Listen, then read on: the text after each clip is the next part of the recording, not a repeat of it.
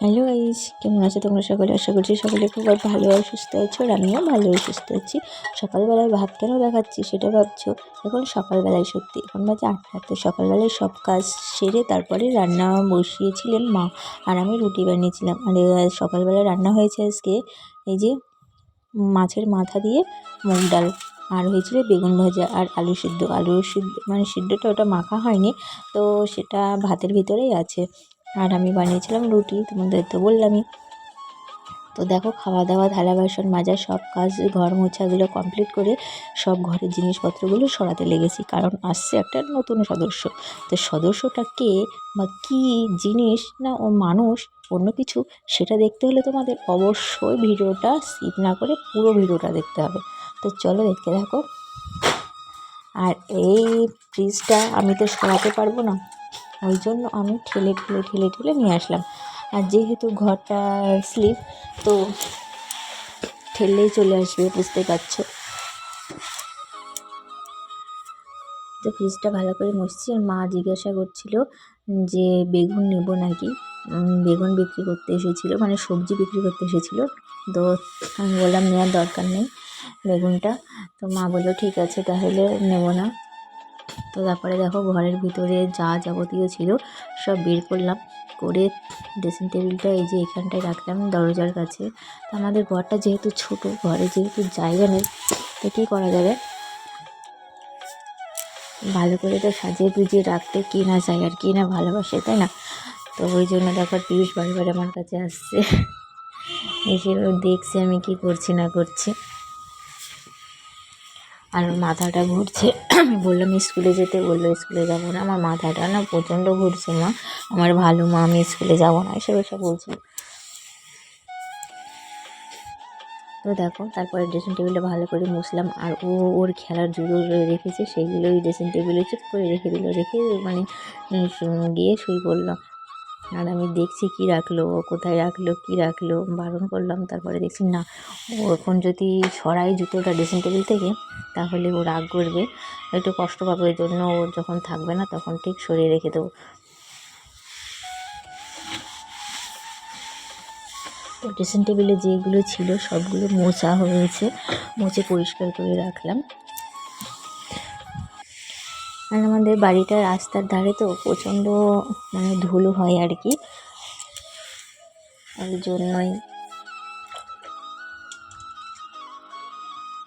তো দেখো, ড্রেসিং টেবিলটা আয়নাটা ঘোরালাম, আয়নাটা ঘুরিয়ে পিছনে যে চুড়ি টুড়ি ছিল সেগুলোতেও ধুলো পড়েছিল, তো সেই ধুলোগুলো পরিষ্কার করে ভালো করে আবার গুছিয়ে রেখে দিচ্ছি।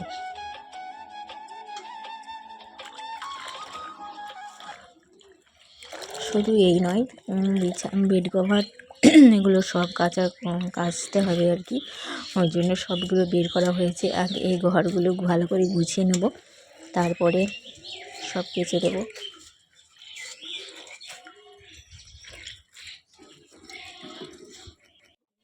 সত্যি কথা বলতে কি, একা হাতে এই ড্রেসিং টেবিল সরানো, তারপরে ফ্রিজ সরানো, জামা কাপড় গোছানো, আবার এক গাদা কাচা কুচো, খুব কষ্ট হয়ে যাচ্ছিলো আর কি। তো কী করা যাবে, কষ্টের কিছু করার নেই, করতেই হবে।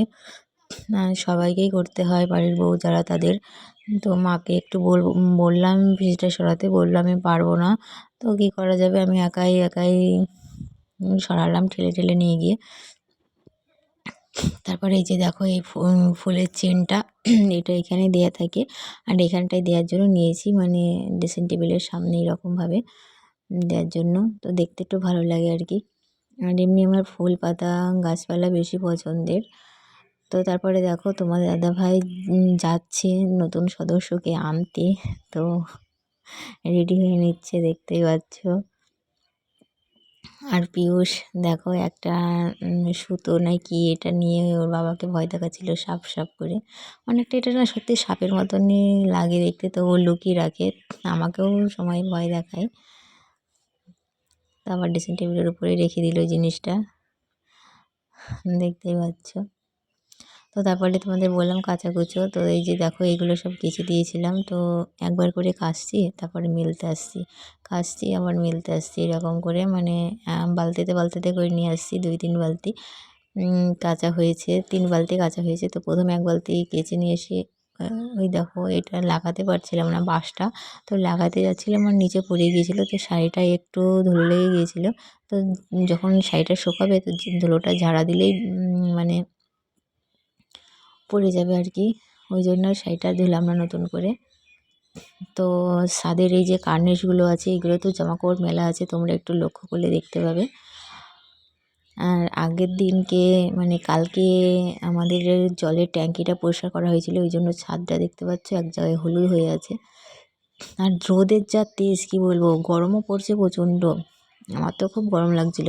এই যে দেখো এগুলো মেলে দিয়েছিলাম, মেলে দিয়ে নিচে আবার কাচতে গিয়ে আবার উপরে নিয়ে আসলাম, এইটুকুর ভিতরে মানে হাফ শুকনো হয়ে গেছে, যে চাদরটাও শুকিয়ে গেছে। তাহলে দেখো কীরকম রোদ হচ্ছে। তো চলো এবার আমি যাচ্ছি যে চাদরটা নিয়ে নিচে। তো চলে এসেছে নতুন সদস্য, এই যে আমাদের নতুন সদস্য।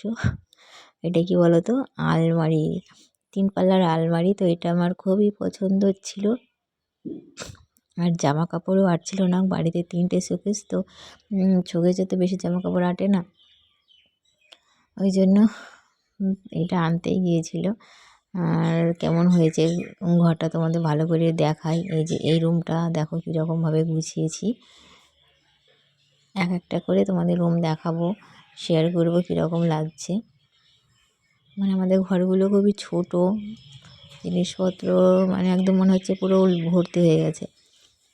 আর এই জানালাটা পুরো বন্ধ করে রাখি আমি সবসময়, কারণ খুব ধুলো পড়ে এই ঘরটায়, ওই জন্য। তো এটা পিয়ুষের পড়ার রুম করেছি, আর এটা পিয়ুষের আগে থেকে পড়ার রুম ছিল। তো এই যে আলমারিটা একদম সামনে রেখেছি, তারপরে শোকেসটা খাটটা দেখতে পাচ্ছ, আলনাটা ওই সাইডে রেখেছি, আর এই যে ড্রেসিং টেবিলটা এখানটায় রেখেছি।